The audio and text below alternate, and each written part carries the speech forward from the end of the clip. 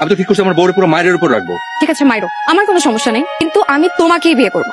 আর শুনো, আমার মতন সুন্দরী মেয়ে তুমি জীবনে কয়টা দেখছো? এই খবরটা ফালতু কথা বলবি না। তোমাকে হয়তো সরাসরি কখনো বলিনি, কিন্তু তুমি কি বুঝো না আমি তোমাকে ভালোবাসি? না আমি বুঝি না, আর আমার বোঝার দরকারও নেই। তুমি কি ছোট বাচ্চা? তোমাকে এক নজর দেখার জন্য প্রতিদিন বিভিন্ন বাহানায় আমি ক্যাম্পাস থেকে তোমার বাসায় যেয়ে বসে থাকি, আর তুমি বুঝো না? মাই গড, তুই তুই তার মানে আমার জন্য বাসায় গিয়ে বসে থাকিস? তোমার কণ্ঠ খুব শুনতে ইচ্ছে করছিল। বাসায় কখন ফিরছো? সেটা তোকে বলতে হবে?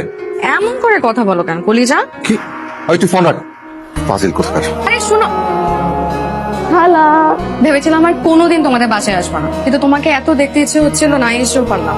আস্তে আস্তে মনটাকে শক্ত করছি, একবারে শক্ত হয়ে গেলে আর কোনোদিন তোমাদের বাসায় আসবো না। এসব কি বলছিস তুই? হ্যাঁ, সোহেল ভাই মানা করেছে, বলেছে আর কোনোদিন যেন তোমাদের বাসায় না আসি। ওই পাগলের কথায় রাগ করতে হয় বল? তাহলে কেউ এইভাবে মুখের ওপর বলে যে আমাদের বাসায় কোনোদিন আসবে না?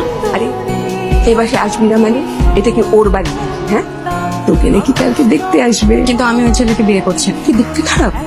ছেলে সুন্দর, কিন্তু কি অন্য কাউকে পছন্দ করিস? হ্যাঁ, তোর মত বিচ্ছু একটা মেয়ে আমার দেখি লজ্জা পায়। হ্যাঁ, লজ্জা পাচ্ছি না খালা, শুধু লজ্জা পাওয়ার অ্যাক্টিং করছি। তোমার ফোন কোথায়? কেন ফোন দিয়ে কি করবি? যা ভাবছিলাম, তুমি আমাকে ব্লক করে দিছো। এই জন্যই তো বলি, গত 3 দিন ধরে আমি তোমাকে টেক্সট দিচ্ছি অথচ কোনো রেসপন্স পাচ্ছি না, তোমার ফোনে কলও ঢুকছে না। আমাকে তুমি ব্লক দিছো কেন? কারণ তোর মতি আমার ভালো লাগছে না। তুই এসব পাগলামি কেন শুরু করছিস হঠাৎ করে? পাগলামি সেই ছোটবেলা থেকে। কি তুমি বুঝো নাই, সেটা তোমার ব্যর্থতা, কারণ তুমি একটা উচ্চ শ্রেণীর বলদ। আমি কিচ্ছু বুঝি নাই, তুই এখন বোঝাতে চাচ্ছিস কেন? কারণ আমার বাসায় আমাকে বিয়ে দেওয়ার জন্য উঠে পড়ে লাগছে। খবরদার আমাকে ব্লক করবা না, যদি ব্লক দিছো তাহলে কিন্তু তোমার খবর আছে। কি ব্যাপার, তোদের কোনো কথাবার্তা নাই, চুপচাপ খাচ্ছিস যে? সোহেল ভাই, আমাকে একটু হলে নামিয়ে দিয়ে আসতে পারবা? না পারবো না। কেন পারবা না? তোর আমার কাজ আছে দেখ। তোমার ছেলে ব্যবহার দেখলাম। তোর আবার এত কি কাজ? তুই বেকার ছিলি। বেকার মানুষেরই কাজ বেশি থাকে মা। খাওয়াটা শেষ করে ওকে হলে পৌঁছে দিস। তোমার সাথে আমার ইম্পর্টেন্ট মিটিং আছে, ছেলেপক্ষ আসার আগে আমার নিজের অবস্থান ক্লিয়ার করতে হবে। গাড়ি থামাও, এবার বলো আমি দেখতে কেমন? সুন্দর, কেমন সুন্দর? শেফালির মতো সুন্দর। শেফালিকে?